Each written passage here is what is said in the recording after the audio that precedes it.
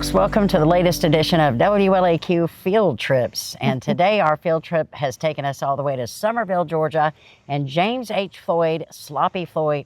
James H. Floyd State Park. It's here in Summerville, Georgia. And I'm seated with the park manager, Katie Gramling. And Katie, this is a busy time of year for you guys as you get ready for 4th of July. It definitely is. We're preparing a whole bunch of programs and everything right now. So we've got some stuff coming up for 4th of July. We've got our s'mores and our 4th of July campfire stories we're going to be doing up at the park office on July 4th at 7. And then we're also doing something special for our campground folks and our cottage folks that'll just be for them there. But other than that, we're actually pretty full that weekend. We even have all of our picnic shelters rented. So we're gearing up for a lot of folks coming to see us. Any chance that folks might be able to find some last minute reservations? You can definitely check it out. If you see like one night here or there, you can give us a call and we can kind of help you out from there. Normally for holiday weekends, there are a 3-night minimum on all of the cottages and campsites. But generally we try to work it out. We don't want something to be empty when somebody can be here with us. So for sure. One thing you always tell me in our radio interviews is that if people want to make sure they get reservations, visit during the weekdays. Oh yes, for sure. With 4th of July being on the weekend this time though, everybody's here. So, sure. But yeah, come see us during the weekdays. We do slow down quite a good bit, especially in the middle of the summer during the week. A lot of folks are going to the beach and everything. So it's a lot quieter around here. It generally stays pretty quiet though, because we do only have 24 campsites to rent. So it's kind of a lot more peaceful than some of our larger campgrounds we do have. Awesome. So for those folks who might be planning to make a day trip here for the 4th of July or sometime during the 4th of July weekend, what would your advice to them be in order to maximize their experience? Definitely come a little early if you can. I know a lot of folks are going to be going to their fireworks shows throughout their different towns and everything. But with how hot it's supposed to be, especially a lot of folks like to come do our Marble Mine Trail. It's about 1.5 mile round trip, but it is pretty uphill. And it does feel like kind of a heating tunnel through there because there's not a lot of wind coming through. Sure. And there's not a bench to stop at. So come early and bring a lot of water so that you're prepared to make it all the way up there. Now, if you make it to the Marble Mine, we like to call it nature's air conditioning because that cave system has some nice cool air coming out of it there. So yeah, caves have a tendency to do that, which makes them very much more appreciated in the There is summer. a bench up underneath that, so you can chill there for a little while. For sure, for sure. So let's talk more about the Marble Mine and all the other amenities here at the park. I mean, you got the Marble Mine, you got the lake, all these hiking trails, and it's just a fun place to be. It definitely is. We've got 2 lakes. Our upper lake is 18 acres. Our lower is 31 acres. We've got boat rentals on the upper lake and the lower lake. We've got our pedal boats on the upper lake, as well as kayak, canoe, and paddleboard rentals on both lakes. And then we tend to do our sunset paddles, which we have one at the tail end of this month coming up on our lower lake because the sun sets on our lower dam down there. So it's really pretty. The Marble Mine itself, some little history for the park. It was an exploratory mine with the Georgia Marble Company. They were trying to see if there was any good marble vein through there. There's some hearsay in some of the old microfiche and newspapers from that time that they did strike marble. They might have found one good vein, but from what we've done with a local geologist, we can't really find too much indicating that there was much more than that. So one side goes back about 30 feet, the other side goes back 50 feet, and now it's just a good home to the bats. So. Yeah, and then for people to go take a good hike. And of course, it's very important to mention at this time of year with all this extreme heat to stay hydrated. Yes, definitely. And you guys have actually got a shop up there. Can people get things like bottles of water and Gatorade and stuff like that? We got bottles of water, Gatorade, anything you could possibly want basically in the shop, snacks, all of that jazz.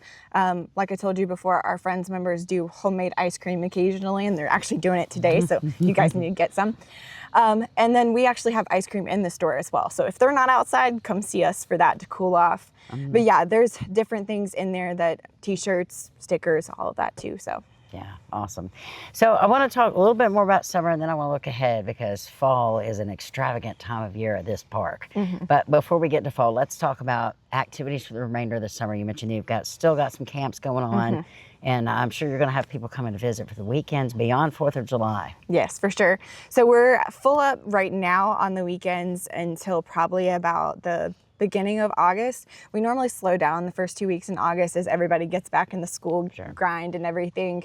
But our programming stays strong throughout the weekends generally. We found most folks don't have a lot of time during the weekdays to come see us. So we've got Sunset Paddle, we've got, I think she's doing a cloud watching, our naturalist is, on our lower dam. Cool. She's also got the Junior Ranger Minis Camp. So that's 4 and 5-year-olds for 2 days. That's the 7th and 8th, I believe, of July. And then we also have our last Junior Ranger Camp from ages 6 to 12.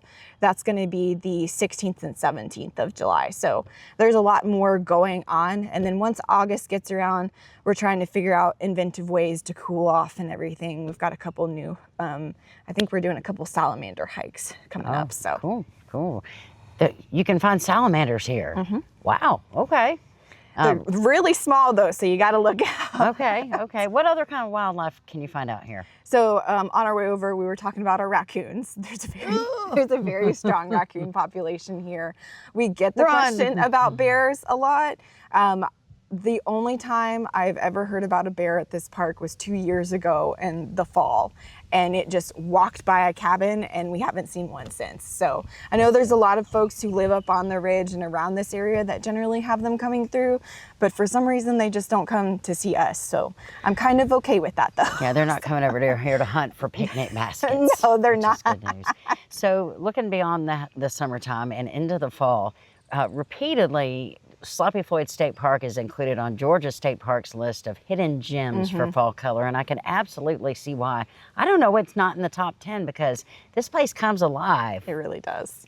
And having the lake as a background too and a good reflection of the color, it definitely adds additional like beauty to it as well. We also have a lot of programs during that point in time too. We're gearing up for our Halloween hayride again this year. Nice. So we're gonna have a lot of fun with that. And then we also have our kids fishing rodeo in September. So as the color starts to change, we've got a lot more cooking on that side too. So yeah, and do you I know you mentioned campfires coming up here in the summertime. What about the fall?